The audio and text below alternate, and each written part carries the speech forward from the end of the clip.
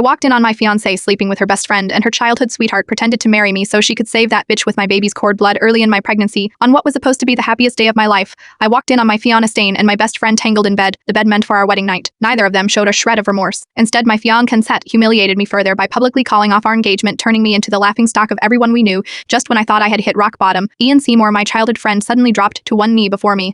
"I'd have loved you for a long time," he said. "I'll take responsibility. I will be the father of your child, and I promise to protect you both for the rest of my life." In an effort to reassure me, Ian took me to register our marriage that very day, and even arranged a grand wedding ceremony for me. I thought I had found my salvation, but at 8 months pregnant, I overheard a conversation between Ian and my ex-fiancé Jaime Ashton that shattered my illusions. "You actually married Zara just to use the baby's cord blood to save Trish. Aren't you afraid she will find out and go berserk?" Jaime asked. Ian scoffed, completely unfazed. "You just need to know that I'll do whatever it takes to save Trish." My hands trembled as I pulled out my phone and dialed the hospital. "Hello, I'd like to schedule an abortion." Even after ending the call, my hands were still shaking. "You were crazy and scarier than I thought," Jaime sneered, swirling the liquor in his glass as he studied Ian with disdain. Ian's expression darkened, his grip tightening around his own glass. "If you hadn't let Zara catch you and Trish together, I wouldn't have had to resort to this. You think I enjoy looking at her bloated whale-like figure every day?" Ian downed his drink, his eyes filled with nothing but disgust and resentment. James' gaze flickered. "Aren't you worried she wouldn't agree to donate the cord blood once she finds out?" "Trish is running out of time," he added, his voice grim. At the mention of Trish, Ian's expression turned cold, his gaze sharp with determination. "I am her legal husband. If Trish needs the cord blood, I can sign the authorization anytime." A chill ran down my spine, my entire body shaking. So that was the truth behind Ian's rush to marry me. I was nothing more than a resource, a means to keep Trish Barton alive. I turned to leave, but before I could escape, a figure stepped into my path. I looked up to see Trish standing across the hall, her chin lifted in triumph. Thought I saw some fat cow wandering around. Then I wondered, how could such a high-end bar be so careless and let an animal in? She sneered. "Turns out, just you. What more do you want?" I clenched my fists, forcing myself to stay calm. "You stole my fiancé and turned me into the town joke. What makes you think you can still look down on me?" I demanded. Trish smirked, just proving a point, that every man you thought loved you actually loved me. Leaning in, she whispered in my ear, "Batu, did you really think Ian married you out of love? Don't it be delusional? Who would ever love a fat pregnant cow carrying another man's child?" Then suddenly she let out a dramatic scream and fell backward. The door burst open and Ian rushed in, catching her in his arms. Tears welled in Trish's eyes as she clung to him. "I just wanted to apologize to Zara, but she lost her temper and told me I should drop dead." Ian's face twisted in fury as he turned to me. "What the hell is wrong with you? Trish and Jaime love each other. You were the one who failed to keep your man. What right do you have to lash out at Trish?" Chapter 2. Ian's icy gaze bore into me, and I felt like I was sinking into a frozen abyss. "I should have seen it sooner, love, or the lack of it was always obvious, Ian. Trish, you have anything to say about Trish's illness?" He didn't even glance at me. "If you already know she's sick, then you should be more understanding. You two used to be best friends. Maybe I spoiled you too much, and that's why you've turned into such a hateful woman." I let out a bitter laugh, about to speak, when Trish let out a weak cough. "Ian, it hurts, Flint, I can breathe." Even as her fingers clutched Ian's arm in a feeble grip, she managed to shoot me a triumphant look. James immediately stepped forward and scooped her up in his arms. "I'm taking you to the hospital." He suddenly stopped, turning to Ian with a pointed gaze. "Trish is in this condition because of Zara. She needs to take responsibility for what she's done. You need to take her to hospital."